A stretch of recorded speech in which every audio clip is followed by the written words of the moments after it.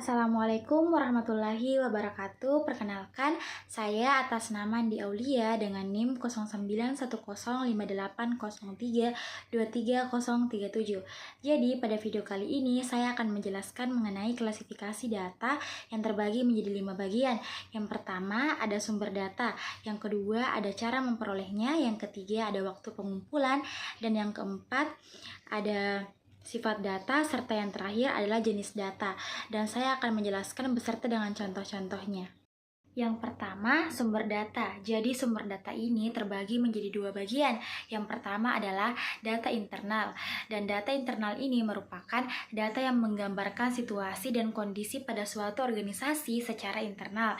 Yang kedua adalah data eksternal, di mana data eksternal ini adalah data yang menggambarkan situasi serta kondisi yang ada di luar organisasi. Selanjutnya adalah cara untuk memperolehnya, yang dimana juga terbagi menjadi 2 bagian. Yang pertama adalah data primer. Data primer ini adalah data yang dikumpulkan secara langsung dari sumber pengguna data. Yang kedua ada data sekunder. Data sekunder ini adalah data yang telah dikumpulkan di masa lalu oleh orang lain tetapi dibuat tersedia untuk digunakan orang lain. Lalu yang ketiga adalah waktu pengumpulan. Jadi waktu pengumpulan ini juga terbagi menjadi 2 bagian. Yang pertama adalah data cross-seksional dan yang kedua adalah data time series, yang dimana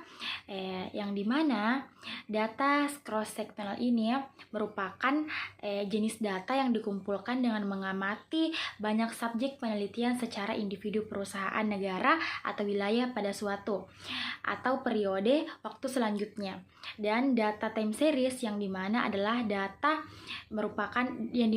ini merupakan rangkaian titik data yang diindeks atau terdaftar atau dibuat grafiknya dalam urutan waktu.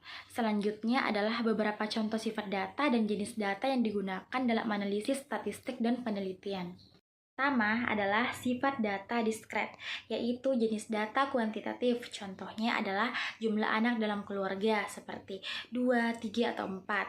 Ada jumlah buku di perpustakaan seperti 100, 200, ataupun 300. Dan jumlah kecelakaan lalu lintas dalam sebulan seperti 5, 10, ataupun 15. Data ini merupakan angka-angka tertentu yang dapat dipecah menjadi bagian yang lebih kecil atau fraksional. Yang kedua ada sifat data kontinu. Contohnya dari sifat data kontinu ini adalah tinggi badan seperti 165,5 cm, 170,2 cm, dan selanjutnya adalah berat badan seperti 50, 55, dan selanjutnya juga ada suhu tubuh seperti 36,6 derajat Celcius dan 37,2 derajat Celcius.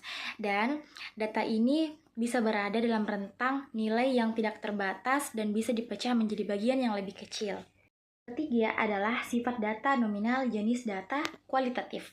Contohnya jenis kelamin, jenis darah, dan warna favorit seperti jenis kelamin pria dan wanita, jenis darah AB dan darah O, dan warna favorit ada warna merah, biru, dan hijau.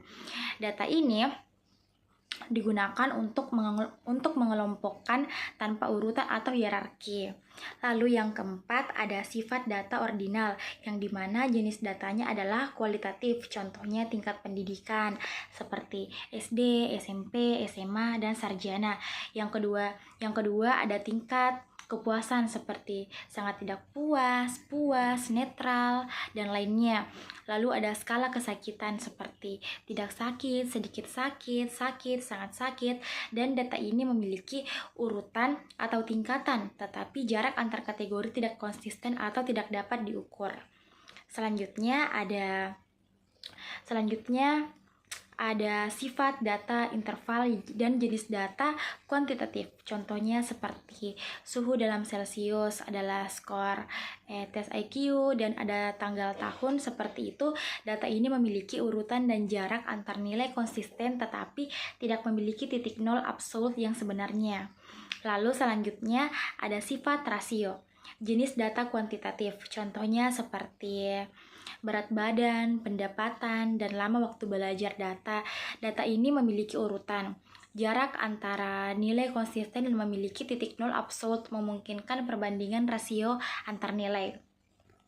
Lalu yang ketujuh ada sifat data kuantitatif, yang dimana sifat data kuantitatif ini merupakan jenis data yang nominal dan ordinal, yang dimana contohnya seperti merek smartphone seperti Samsung, Apple, atau Xiaomi.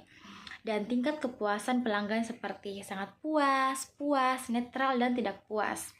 Dan ini termasuk dalam ordinal. Data ini mengkategorikan atau mengelompokkan dan sering digunakan dalam mengelompokkan atau penilaian terhadap berdasarkan atribut yang tidak dapat diukur dengan angka. Lalu yang terakhir adalah sifat data kuantitatif. Jenis datanya yaitu interval dan rasio. Contohnya seperti tinggi bangunan dan skor tes matematika, yang dimana tinggi bangunan ini merupakan contoh dari rasio dan skor tes matematika merupakan contoh dari interval. Data ini mengukur sesuatu dalam angka dan dapat dianalisis menggunakan metode statistik yang kompleks. Memahami perbedaan antara sifat dan jenis data adalah sangat penting untuk memilih teknik-teknik analisis yang sesuai dengan interferensi yang tepat dan dari hasil penelitian. Ya, mungkin itu saja penjelasan singkat saya mengenai klasifikasi data beserta dengan contoh-contohnya. Terima kasih banyak. Assalamualaikum warahmatullahi wabarakatuh.